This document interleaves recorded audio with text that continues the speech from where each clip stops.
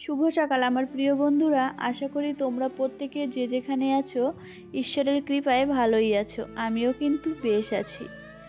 উদিতার happy ফ্যামিলিতে নতুন একটা ভিডিওর সাথে আমার সকল বন্ধুকে জানাই অনেক অনেক স্বাগত। আজ হচ্ছে শুক্রবার আর এখন ঘড়িতে সময় হয়ে গেছে ওই 7:30টার কাছাকাছি। 7টা নাগাদ ঘুম থেকে উঠেছি। ঘুম থেকে উঠে ফ্রেশ হয়ে চলে এসেছি নিচে এসে প্রথমে মায়ের কাছে জিজ্ঞেস করে নিলাম, মা কি রান্না করব। মা বলল ডাল করতে। এখানে ডালটাকে আমি পরিমাণ মতো বের করে ভালো করে ধুয়ে নেব। নিচে এসে রান্নাঘরের বাসনপত্র গুছিয়ে নিয়েছি। তারপরে এই যে চাটাকে বসিয়ে দিয়ে আমি চাটাকে এখন করে নেব। আর লিকার চাটাকে একটু বেশি পরিমাণেই করেছি। এটাকে করে আমি ফ্লাক্সে রেখে দেব।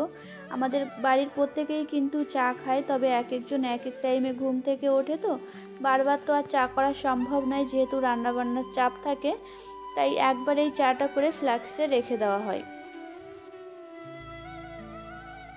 এখানে আমি এবার দুধ চাটাকে বসিয়ে দিয়েছি আর অপর সাইডে আমি ডালটাকে ভালো করে ধুয়ে দিয়ে দিয়েছি কড়াইতে। আসলে ডালটাকে আর প্রেসারে দিলাম না, প্রেসারে দিলে হয় কি ডালটা আমাদের বাড়ির কেউ খেতে চায় না, তাছাড়া আমারও খুব একটা পছন্দ হয় না। এখানে ডিমটাকেও বের করে নিয়েছি। এখানে ডিমটাকে ঠান্ডা কাটিয়ে এক সাইডে আমি ডিম দিয়ে দিয়েছি আর অপর সাইডে দিয়ে দিয়েছি ডাল। আর ডালের যে ফেনাটা হয়েছে এই ফেনাটাকে আমি ফেলে দিয়েছি। আর ডালটাকে এইভাবে হালকা একটু কমিয়ে রেখে আমি চলে গেছিলাম বেগুন ছিঁড়তে। যেহেতু ডিমের ঝোল রান্না করব, তাই ভাবলাম এই বেগুনগুলো দিয়ে ডিমের ঝোল রান্না করলে খেতে কিন্তু খুবই ভালো লাগে। গাছগুলো কিন্তু ভালোই হয়েছে, তেমন একটা বেগুন এখন আর হচ্ছে না, যেহেতু প্রচণ্ড পরিমাণে রোদ্দুর হয়েছে। তবে ফুল প্রচুর দেখা যাচ্ছে, বৃষ্টিও হচ্ছে। আশা করি আগামী দিনে ভালোই বেগুন হবে। বেশি বেগুন পাইনি, এই কটাই পেয়েছি, আর ওই 3টে উচ্ছে আর কটা লঙ্কা আমি গাছ থেকে নিয়ে এসেছি। তারপরে এখানে আমার রান্নাবান্না করা হয়ে গেছে, আর কোনো রকম ভিডিও আমি নিতে পারিনি। আসলে মাম্মাম ঘুম থেকে উঠে গেছিলো, মাম্মামকে ফ্রেশ করতে হবে, মাম্মামকে খাওয়াতে হবে, তার জন্য আর কোনো রকম ভিডিও ক্লিপ আমি নিতে পেরেছিলাম না। এখানে এই যে ডিম দিয়ে আলু দিয়ে বেগুন দিয়ে ঝোল করেছিলাম।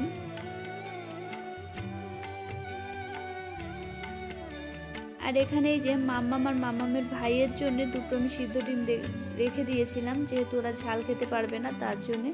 ওখানে রুটিও করা হয়ে গেছিলো আর বেশ কিছু বাসনপত্র হয়েছিল, রান্না করতে করতে আমি সেগুলোও ধুয়ে নিয়েছিলাম। রান্না বান্না করে আমি চলে এসেছি উপরে এসে মাম্মামকে এখন আমি ব্রাশ করিয়ে দেব। কিন্তু মাম্মাম বলছে, মা আমি নিজেই করব, তোমাকে করাতে হবে না। তাই মাম্মামকে ব্রাশ হাতে দিয়ে আমি এখানে মাম্মামের চশমাটার ঘড়িটাকে এখানে রেখে দিলাম। আর এখানেই কিন্তু আমাদের ঘড়ি, চশমা আর পারফিউম রাখি। তারপরে এখানে অনেক দিন হয়ে গেল এই রুমের বেড কভারটা চেঞ্জ করা হয় না। আজ ভাবলাম একটু বেড কভারটা ধুয়ে দিই আর অন্য একটা বেড কভার পাতিয়ে দিই। এখানে এই যে মাম্মামের ব্রাশ করা হয়ে গেছে। মাম্মাম দেখো তোমাদের দেখাচ্ছে, বলছে দেখো আমার দাঁত কি সুন্দর পরিষ্কার হয়েছে আর আমার দাঁতে পোকা হবে না। আজ আমি আমাদের বেডরুমের বেড কভারটাকেও চেঞ্জ করব। যেহেতু মাম্মাম ছোট, আমি কিন্তু খুব ঘনই বেড কভারটাকে চেঞ্জ করি। তাছাড়া বাচ্চা ছোট থাকলে না এমনিতে একটু ঘনই সমস্ত কিছু চেঞ্জ করতে হয়। তাছাড়া বৃষ্টি হয়েছে কয়েকদিন ধরে, আর বৃষ্টি হলে না ঘরগুলো কেমন একটু ভেজা ভেজা লাগে আর ভালো লাগে না, তাই আমি বেড কভারটাকেও চেঞ্জ করে নিলাম। প্রথমে এই যে বালিশ কভারগুলো খুলে নিয়েছি, কভারগুলো খুলে বাইরে জানালার উপর রেখে দিয়েছি, একটু হালকা হালকা রোদ এসে পড়বে তার কারণে। এবার আমি বেড কভারটাকেও না তুলে নিয়েছি। আর এখানে আমি একটু গিজারটাকে চালিয়ে রেখেছিলাম, বেশি টাইম চালিয়ে রাখা হয়েছিল, তার জন্যে জলটা একটু বেশি পরিমাণে গরম হয়েছিল, হাতও দেওয়া যাচ্ছিল না। তাও যেহেতু বেড কভার বালিশের কভার দেবো, তার জন্যে গরমটাকে না আমি একটু ওই রকমই দিয়ে দিয়েছিলাম, আর জলটাকে ঠান্ডা করেছিলাম না।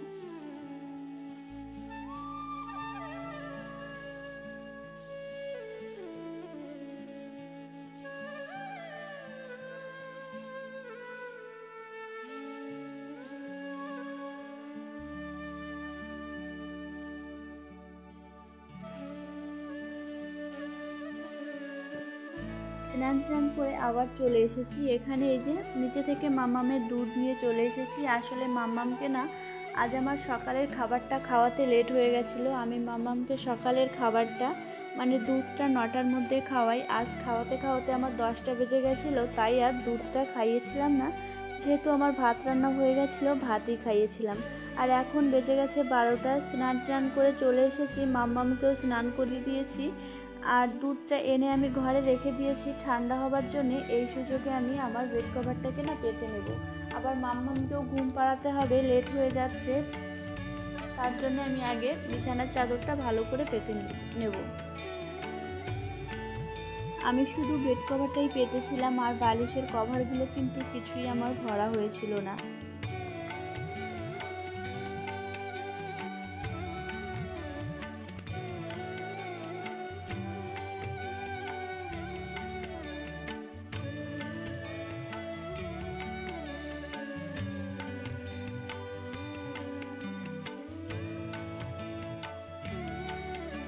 মাম্মামকে ঘুম পাড়াতে পাড়াতে মাম্মামের ভাইও চলে এসেছিলো। আর মাম্মামকে ঘুম পাড়াতে আজ আমার অনেকটাই লেট হয়ে গেছিলো।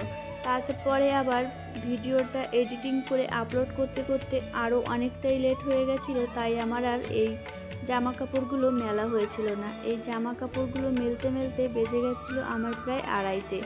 আর মাম্মামের ভাই যেহেতু চলে এসেছিলো মাম্মামকে ঘুম থেকে তুলে দেবে, তার জন্যে মাম্মামের ভাইকে নিয়েই আমি চলে এসেছিলাম জামা কাপড়গুলো মেলতে উপরে।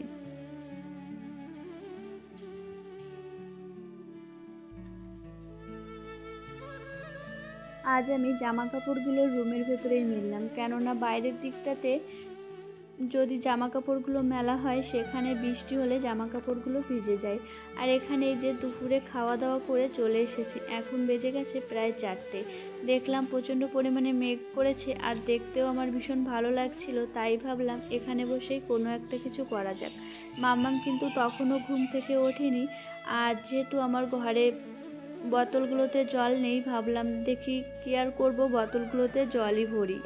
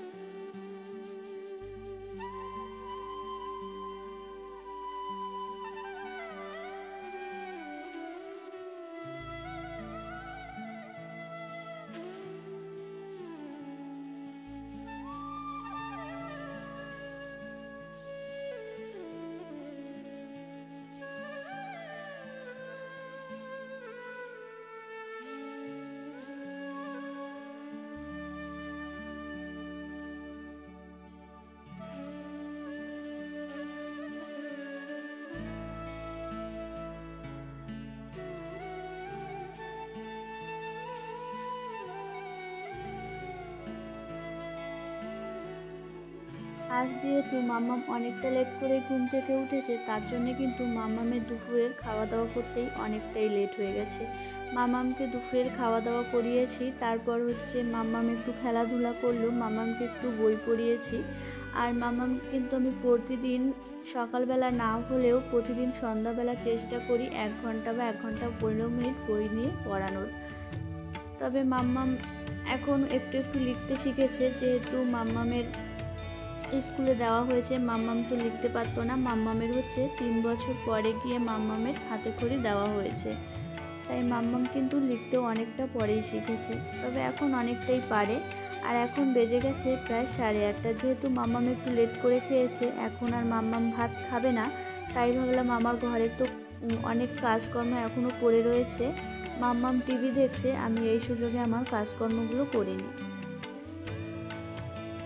আমার যে সকল পুরনো বন্ধুরা রয়েছে তাদের কিন্তু অনেক অনেক ভালোবাসা। আমাকে এত ভালোবাসা তোমরা দিচ্ছ তার জন্যে, আর এত সুন্দর সুন্দর মিষ্টি কমেন্ট করছো তার জন্য।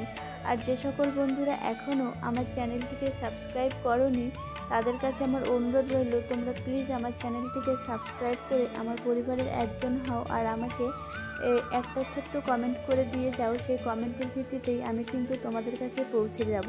তবে একটু লেট হবে, লেট হলেও একটু অপেক্ষা করো, আমি কিন্তু ঠিক সময় পৌঁছে যাব।